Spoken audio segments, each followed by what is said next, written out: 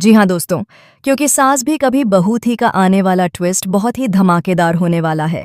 जहां आपको देखने को मिलेगा कि जब कोर्ट रूम में तुलसी वीरानी परिवार के पक्ष में बात करती है और परी को गलत ठहराती है तथा सच का साथ देती है, तो घर आकर मेहर का गुस्सा बहुत ज्यादा फूटता है। मेहर तुलसी को बहुत बुरा भला कहता है और यहाँ तक कि माँ होने पर उसे शर्मिंदा होना चाहिए यह भी कहता है। वहीं दूसरी ओर सारी बात घुमाकर परी सारा इल्जाम अपनी माँ तुलसी पर लगा देती है।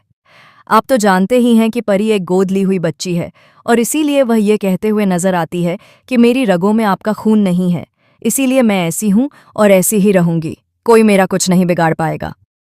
प्रॉपर्टी में हिस्सा और बिजनेस में शेयर लेने के बाद मैं रणविजय के साथ एक खुशहाल जिंदगी जीऊंगी।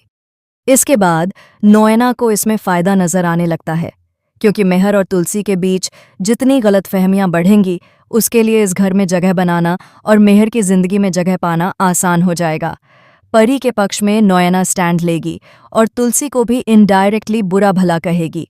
वह मेहर को यह दिखाने की कोशिश करेगी कि उसे परी की ज्यादा फिक्र है, तुलसी से कहीं ज्यादा।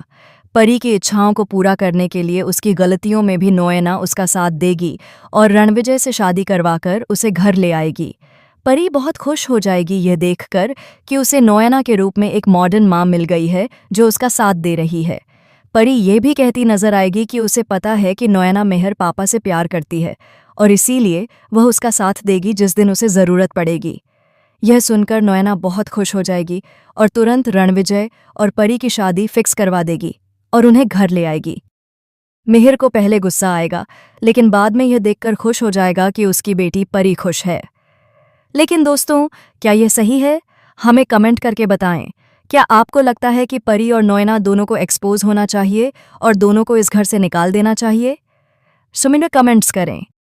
ऐसी ही टीवी के लेटेस्ट अपडेट्स के लिए चैनल को सब्सक्राइब करना